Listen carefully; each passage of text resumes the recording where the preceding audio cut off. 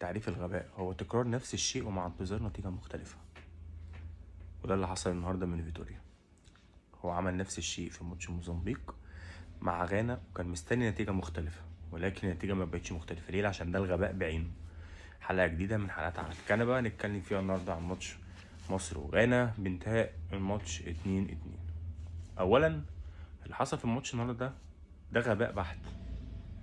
يعني حرفيا روي فيتوريا لو عايز يورينا ان هو كمدير فني انا صاحب فكر، لا حضرتك سوري، انا اسف جدا كواحد انا ما دربتش فرق قبل كده بس بتفرج على كوره، لا حضرتك مش صاحب فكر، حضرتك انت بتعند.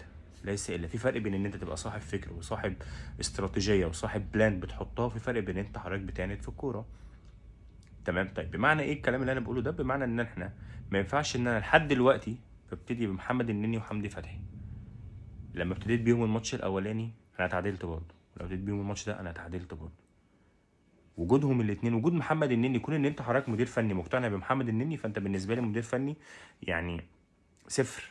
يعني انت مؤهلاتك صفر، انت تقتنع بمحمد النني ان هو لعيب كوره او ان هو يقدر يشيلك مع معدل الاعمار في منتخب غانا. معدل الاعمار في منتخب غانا هو كبير، سوري، معدل اعمار صغير جدا في منتخب غانا، وانت معدل اعمارك كبير جدا.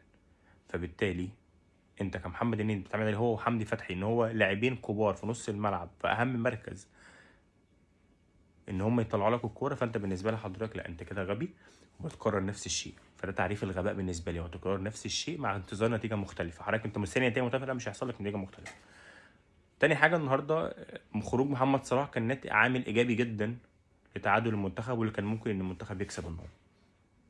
حرفيا يعني محمد صلاح النهارده الناس كلها اول مره يبقى في اجماع، اول مره بالنسبه لي انا يبقى في اجماع على القهوه وانت قاعد بتتفرج ان اول محمد صلاح خرج ايا كان سبب الخروج ايه، واصابه اللي هو اصابه يعني، الناس فرحت.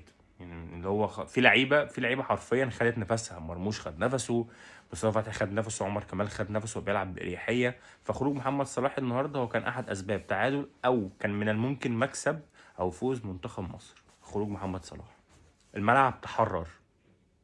ليه؟ لان انا محمد صلاح بالنسبه لي هو بيلعب على الواقف. محمد صلاح فاكر نفسه ميسي، ان انا بلعب على الواقف فبستلم الكوره وببص على الملعب لا انت حضرتك مش ميسي محمد صلاح، ومش تبقى ميسي عشان بس احنا متفقين يعني. فالموضوع ده بالنسبه لنا يبقى مقفول يعني. تمام؟ فانا النهارده بالنسبه لي اتعادلت مع غانا او كان ممكن اكسب غانا، وانا اللي صعبت المأموريه على نفسي، صعبت الماتش على نفسي. بس انت النهارده مفيش اي حاجه، النهارده انت مدير فني بتعاند نفسك، ما بتعاندش جمهور، انت بتعاند نفسك.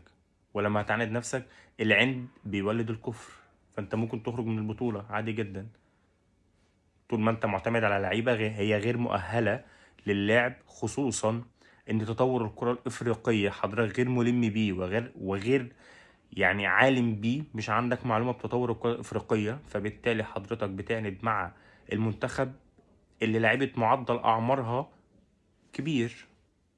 ايه المشكله ان انا لاعب مروان عطيه؟ ايه المشكله؟ انا مش فاهم روي فيتوريا بصراحه، يعني مدير فني انا مش فاهم هو عاوز ايه اصلا، مش فاهم هو مش عايز ايه يعني، انا مش عارف بصراحه. على كل تعادل منتخب مصر مع منتخب غانا. الماتش الجاي بالنسبه لنا احنا خلاص يعني مش عايزين نحط احتمالات غير الفوز بصراحه. يعني اكسب تصعد خلاص بقى، يعني بعيدا عن الدخول في مين بقى واحسن توالت والكلام ده كله، اكسب اصعد على طول.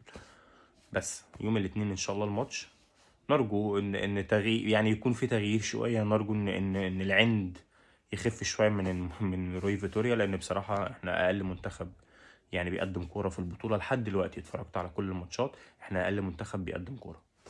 شكرا، قطعا قولا واحدا. بس خلاص، شكرا.